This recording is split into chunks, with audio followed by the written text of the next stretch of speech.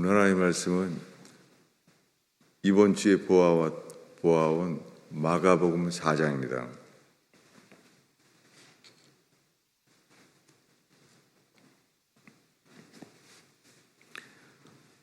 마가복음 4장 10절부터 20절까지 한 목소리로 읽겠습니다.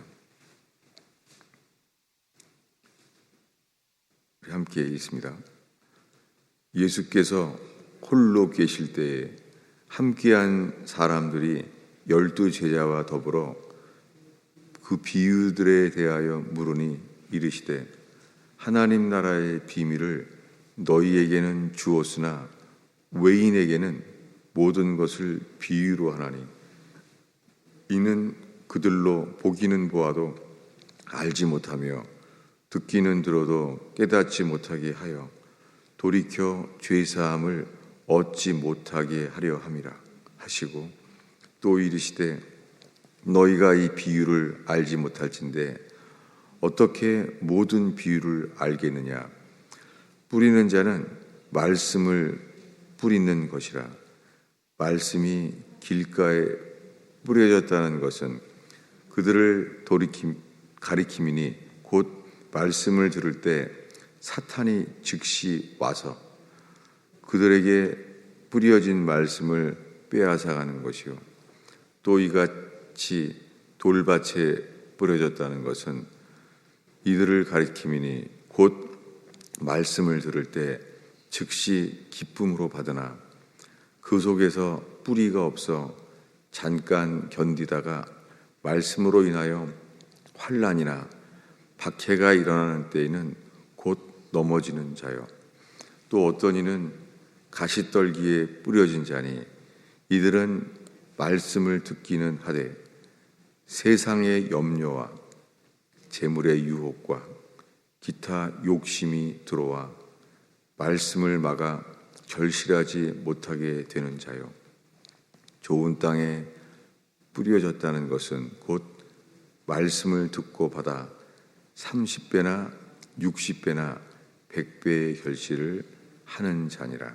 아멘. 오늘 주님께서 이 말씀을 이 새벽에 하게 하셨어요. 주님이 이 이야기를 하게 하셨습니다.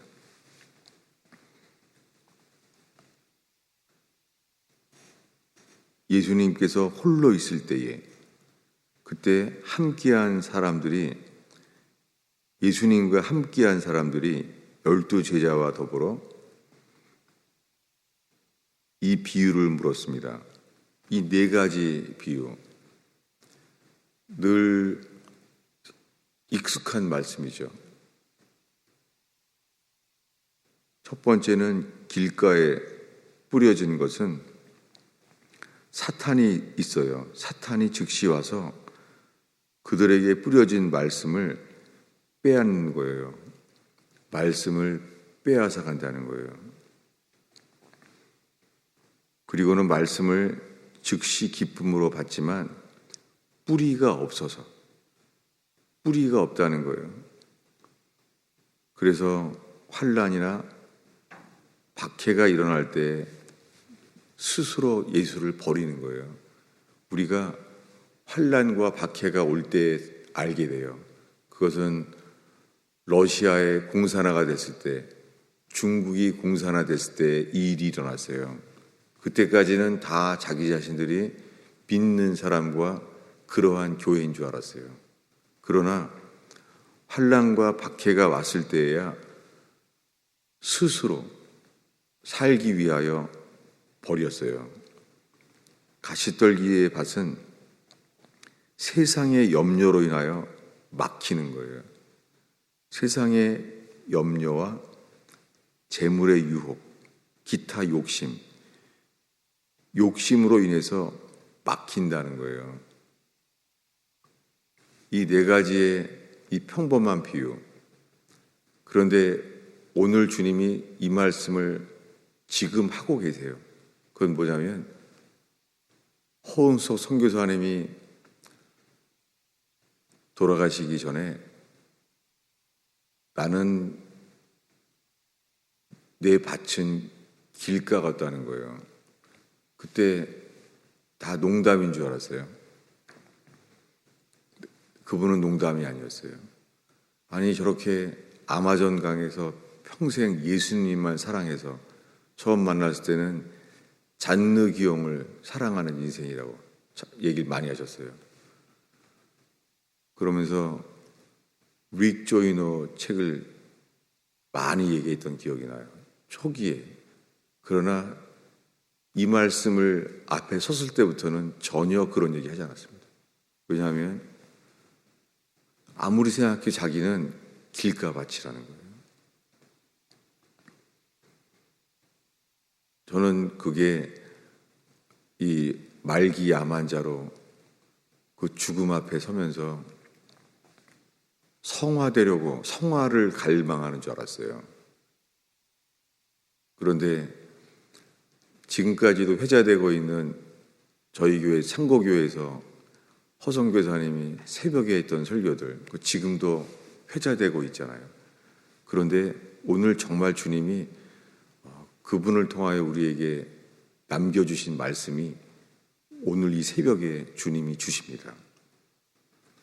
이것을 광고하는 게 아니에요. 주님이 정말 지금 그렇게 하세요. 그분은 정말 구원을 고민하신 거였어요.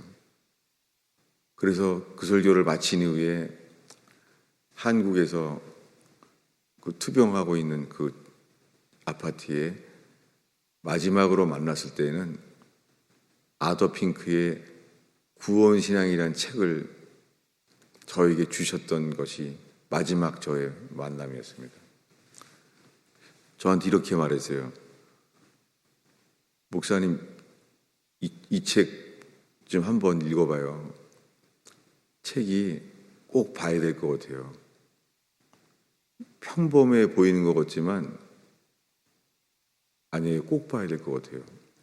저는 그 말씀을, 그 책을 받지 않았어요. 왜냐하면 그 책을 읽을 생각도 안 들었고, 아더 핑크라는 사람의 구원신앙, 아더 핑크 옛날에 부산의 교육전도사 시절 때 우리 목사님 심부름해서 할 때 사왔던 책 아더 핑크 한상순 기억이 나요. 왜냐하면 처음 보는 책인데 목사님 심부름으로 그 책을 부산의 서면에서 사왔는데 책을 이해가 안 되는 거예요. 제가 그때 저는 그 성령에 대한 제3의 물결 그런 은사에 취해 있을 때였어요. 이 말씀이 안 들어오는 거예요. 성경을 그렇게 많이 봤는데도 그 아더 핑크의 산상순이라는 책 내용이 기억나는 게 너무 복잡하고 어려워. 받을 수가 없는 거예요. 지금 돌이켜보니까 그 책이 진짜인 거 있죠. 그것이 정말 하나님의 사람이 쓴 책이구나. 그래서 먼 후에야 돌아가신 다음에 이 아더 핑크의 구원신앙 Saving Faith Saving Faith라는 단어가 100년 전에 청교도들에게는요 아주 강조된 말씀이에요. 뭐냐면 구원받는 신앙, 그것은 현재 분사예요. 현재 시작한 그 믿음은, 구원받는 믿음은 계속해서 가는 믿음만이 구원받는 신앙이라는 거예요. 허성 교사님은 성화가 아니라 정말 자신이 길가밭이라고 여긴 거예요. 구원을 정말 고민한 것을 결국은 제가 증인이 되고 말았어요. 사람들은 허성 교사님의 마지막 책, 나는 왕 바리새인입니다. 그 책을 통해서 똑같이 사람들은요, 성화를 고민하는 것인 줄로 아는 거예요. 여러분, 우리 속에는 누가 주인인지가 드러나져요. 그리고 내 안에 있는 내 삶의 모든 활동과 계획과 결정을 일으키는 옛 본성이냐, 새 본성이냐, 이거밖에 없습니다. 몇십 년을 예수 믿어도요, 옛 본성은 내 속에 내가 주인인 생명이에요. 이것은 한 번도 고쳐진 적이 없이 허선 교사님은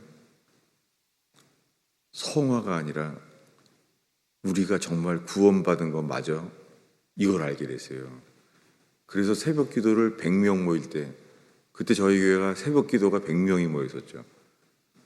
그때 허선 교사님이 그렇게 말씀하셨죠. 여기 구원받은 사람 2%도 안 된다고. 도대체 난 그게 무슨 말인지가 갑자기 이해가 다 안 됐던 거였죠. 아마 허선 교사님이 돌아가시기 전 마지막 창고교회 시절의 설교에 남아있을 거예요. 여기 구원받은 사람 2%도 안 된다고. 지금 생각하면 당연한 거예요. 저는 이미 다 예수 믿는다고 하면서 저희 교회로 다 이동한 사람들이었어요. 그리고 그들이 원했던 것은 치유였어요. 회개하기 위하여 온 사람은 본 적이 없어요. 그리고 교회에 몇 년이 있었건 그 속에요, 내가 죽을 죄인임을 회개한 적이 본 적이 없어요. 그저 성령의 기쁨만을 추구했던 거예요. 주님이 목회를 다시 할 수 있게 해주신 기회가 너무너무 감사해요. 그것은 뭐냐면 회개의 복음을 다시 시작하게 하신 거예요. 여러분, 이 네 가지 밭 중에 다른 경우는 없습니다. 이것이 예수님만이 하시는 놀라운 하나님의 말씀이죠. 이 네 가지 밭 중에 다른 경우는 존재하지 않습니다. 다섯 번째 경우는 없어요. 예외가 없어요. 이것이 복음의 긴박성이에요. 사람은 길가밭 아니면 돌짝밭, 가시떨기밭. 러시아가 공산화되었을 때 물론 교회의 범죄함으로 말미암아 하나님이 공산주의를 허용하셨죠. 중국의 공산주의를 허용하셨죠. 그 불같은 용광로와 같은 고난 속에서 우리는 중국의 지하교회가 사도행전과 같은 그런 교회가 일어나는 것을 우리는 알고 있습니다. 공산주의가 당연하게 질 수밖에 없는 북한의 지하교회, 어느 누구도 이 땅에서 막을 수 없는 이 땅에 예수님의 이기는 자의 교회가 있습니다. 그것은 단 한 종류밖에 없습니다. 그것은 좋은 땅이에요. 좋은 땅에 뿌려졌다는 것은 이 좋은 땅만이 구원받는 땅이에요. 이 땅에 심겨진 말씀. 그런데 이 마가복음 4장에서 예수님이 12제자와 함께 있는 그들에게 이렇게 말했어요. 11절에 하나님 나라의 비밀이 너희에게는 주었으나 외인에게는 모든 것으로 비유로 하나니. 외인이란 단어요. 외인. 특이한 말이잖아요. 복음을 들어야 될 대상에 대해서라고 말하지도 않고 외인이란 단어를 썼어요. 외인. 오늘 이 새벽에 외인이란 단어가 저와 여러분들에게 주님의 질문이 되길 바랍니다. 나는 예수님이 말씀하시는 외인인가? 그러면서 이사야서를 예수님이 인용하셨어요. 예수님께서 구약 성경의 이사야서를 인용하셨다는 거예요. 그래서 말합니다. 이는 그들로 보기는 보아도 알지 못하며 듣기는 들어도 깨닫지 못하게 하여 돌이켜 죄사함을 얻지 못하게 하려 함이라 라는 말씀을 예수님이 이사야서를 인용하셨다는 거예요. 이것을 지난주부터 이 말씀 앞에 서 있어요. 그리고 이 말씀은 이렇게 맞춰요. 우리 24절, 25절을 우리 23절부터 한 목소리로 읽겠습니다. 들을 귀 있는 자는 들으라. 또 이르시되 너희가 무엇을 듣는가 스스로 삼가라. 너희의 헤아리는 그 헤아림으로 너희가 헤아림을 받을 것이며 더 받으리니 있는 자는 받을 것이요 없는 자는 그 있는 것까지도 빼앗기리라. 여러분, 오늘 주님께서 가스펠 펠로우십을 통하여 말씀을 듣는 모든 자에게 주님이 지금 이 말씀을 정말 하세요. 언젠가 이것을 듣게 되는 자가 있다면 그것은 회개의 기회가 될 거예요. 지금은 다 있는 줄 알아요. 사람들이 지금은요 다 믿음이 있는 줄로 알아요. 출애굽한 사람들도 그랬어요. 그들은 믿음이 있는 줄 알아서 어린 양의 피를 칠했습니다. 그리고 홍해 바다를 믿음으로 건넜어요. 그리고 광야에 나와서는 반석을 쳐서 물을 마셨어요. 주님은 다수를 기뻐하지 아니하셨습니다. 그래서 그들은 광야에서 멸망을 받았습니다. 가나안에 들어가는 믿음은 없었어요. 그것이 광야를 나온 둘째 해 민수기 21장에 주님이 맹세해요. 너희는 들어갈 수 없다. 왜냐하면 들어가면 산다 라고 말씀하셨는데 정탐꾼과 함께 10명의 정탐꾼과 연합된 그들은요 들어가면 죽는다. 예수님 말씀을 완전히 거짓말장이로 만들어버렸어요. 들어가면 산다 라고 예수님이 말씀하시는데 상황에 압도되어서 안악자손, 우리 힘으로 이길 수 없는 안악자손이 있다는 말을 듣자마자 바뀌어버린 거예요. 들어가면 죽는구나. 그래서 모세와 아론을 돌로 치려고 했어요. 여러분, 이 중에 믿음이 있습니까? 전혀 아니죠. 성경에 구원받는 믿음은 히브리서 3장에 말한 대로요 가나안에 들어가는 믿음이에요. 이 가나안의 안식에 들어가는 유일한 자, 이것이 구원받는 거예요. 이 추운 겨울에 아마존강에 평생을 헌신했던 호선 교사님이 우리에게 남겨주신 것은 회개하지 않으면 어떤 영적 체험, 성령의 체험, 그것은 다 은사예요. 지금 있는 줄로 아는 것까지 빼앗기게 됩니다. 현재는 있는 줄로 알아요. 주님은 빼앗습니다. 이것이 오늘 이 새벽에 주님께서 이 마가복음 4장을 통하여 이사야서를 인용하신 말씀, 왜 이사야서를 인용했는지가 너무 중요해요. 예수님이 이사야서를 인용하시는 거예요. 지금 예수께서 이사야서에 그들로 보기는 보아도 알지 못하여 듣기는 들어도 깨닫지 못하게 하신다는 거예요. 돌이켜져서 죄사함을 얻지 못하게 하려 함이라. 오늘날 수많은 사람들은 예수의 피로 내 모든 죄가 다 씻어졌다는 것을 믿는데요. 그러나 여러분, 죄사함은 속량, 주님이 피로 사신 자를 씻어요. 예수님이 자기 피값으로 사신 자만을 씻는 거예요. 근데 오늘날에는 속량, 사셨다는 것은 주인이 바뀌었다는 거예요. 예수님이 너는 내 것이다. 이게 속량이에요. 주인이 바뀌지 아니하면 죄사함을 얻지 못합니다.